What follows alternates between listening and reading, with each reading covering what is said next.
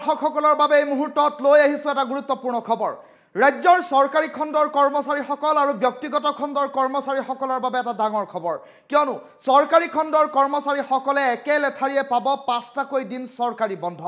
আজিৰ দিনটোত ৰাজ্যৰ মুখ্যমন্ত্ৰী ডক্টৰ হিমন্ত বিশ্ব শৰ্মাই কিছু সময়ৰ পূৰ্বে ফেচবুক লাইভৰ জৰিয়তে এই কথা প্ৰকাশ কৰিছে। কেতিয়া লাভ কৰিব চৰকাৰী খণ্ডৰ কৰ্মচাৰীসকলে একে লেঠাৰিয়ে 5টাকৈ বন্ধ আৰু কিয় লাভ কৰিব, সেই সন্দৰ্ভত বিস্তৃত তথ্য লৈ আহিছোঁ। চৰকাৰী কৰ্মচাৰীসকলৰ বাবে এই মুহূৰ্তৰ সবাতোকৈ ডাঙৰ খবৰটো লৈ আহিছোঁ, কিয়নো নৱেম্বৰ মাহত চৰকাৰী কৰ্মচাৰীসকলে লাভ কৰিব একে লেঠাৰিয়ে 5টাকৈ দিন চৰকাৰী বন্ধ। পিতৃ মাতৃৰ বন্দনাৰ বাবে একে লেঠাৰিয়ে 5টাকৈ দিন বন্ধ ঘোষণা কৰিছে ৰাজ্য চৰকাৰে। ইতিমধ্যে মুখ্যমন্ত্ৰী ডক্টৰ হিমন্ত বিশ্ব শৰ্মাই এই কথা প্ৰকাশ কৰিছে ফেচবুক লাইভৰ জৰিয়তে। 7 নৱেম্বৰৰ পৰা 11 নৱেম্বৰ পৰ্যন্ত বন্ধ হৈ থাকিব চৰকাৰী কাৰ্যালয়। 7 আৰু 8 নৱেম্বৰত পিতৃ মাতৃৰ বন্দনাৰ বাবে বন্ধ দিব ৰাজ্য চৰকাৰৰ চৰকাৰী কৰ্মচাৰীসকলক। 9 নৱেম্বৰত ছট পূজাৰ বাবে বন্ধ হৈ থাকিব চৰকাৰী কাৰ্যালয়।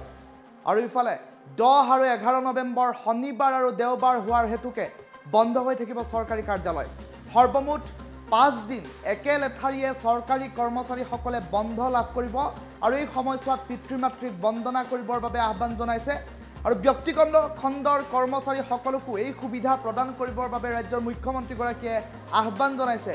বেতন কৰ্তন নকৰাকৈ ব্যক্তিগত খণ্ডৰ চৰকাৰী কৰ্মচাৰীসকলৰ সমান্তৰালকৈ ব্যক্তিগত খণ্ডৰ যিসকল কৰ্মচাৰী, সেই কৰ্মচাৰীসকলকো এই সুবিধা প্ৰদান কৰিবৰ বাবে আজিৰ দিনটোত মুখ্যমন্ত্ৰীগৰাকীয়ে ঘোষণা কৰা পৰিলক্ষিত হৈছে। এই মুহূৰ্তৰ সবাতোকৈ ডাঙৰ খবৰটো জনাইছোঁ টাইম 8ৰ দৰ্শকসকলক। চৰকাৰী কৰ্মচাৰীসকলৰ বাবে এটা ডাঙৰ খবৰ।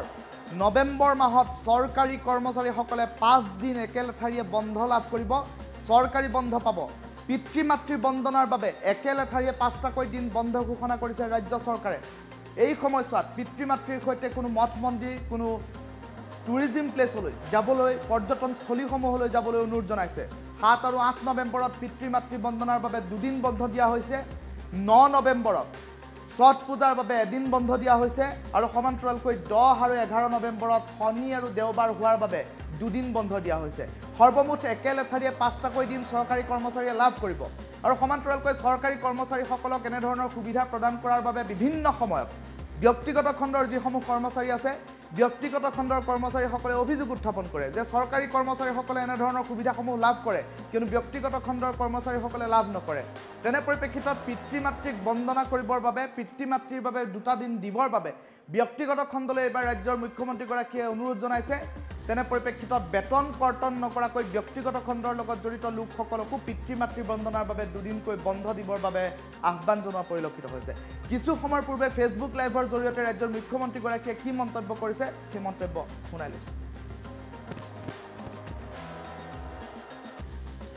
গম পাইছে যে অসম চৰকাৰৰ কৰ্মচাৰীসকলৰ বাবে 7 আৰু 8 তাৰিখে, 7 আৰু 8 নৱেম্বৰ তাৰিখে আমি মাতৃ পিতৃ বন্দনাৰ বাবে 2 দিন ছুটি দিছোঁ।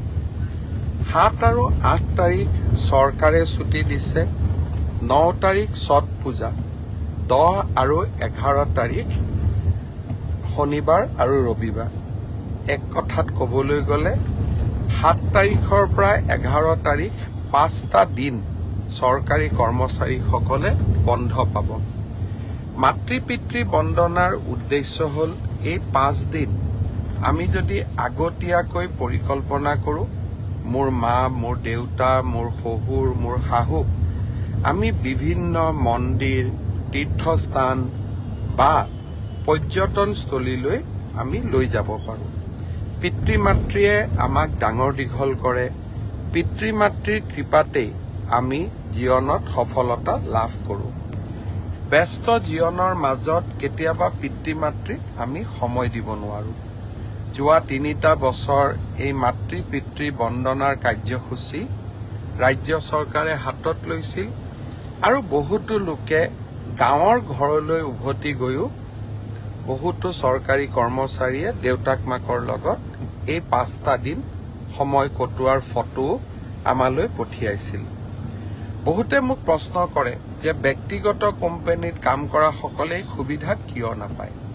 মই আশা কৰোঁ যে চৰকাৰে যেনেকৈ আমাৰ কৰ্মচাৰীসকলক এই সুবিধা দিছে, একে সময়তে ব্যক্তিগত কোম্পানীৰ স্বত্বাধিকাৰসকলেও এনেকুৱা যদি সুবিধা তেওঁলোকৰ কৰ্মচাৰীসকলকো দিয়ে, বিনা বেতন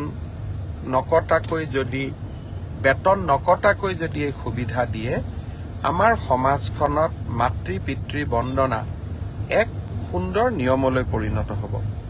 মই আজি সকলোকে আহ্বান জনাম, বিশেষকৈ বেচৰকাৰী কোম্পানী, প্ৰাইভেট কোম্পানীৰ স্বত্বাধিকাৰসকলক পাৰিলে আপোনালোকেও 7 আৰু 8 তাৰিখে কৰ্মচাৰীসকলক ছুটি দিব।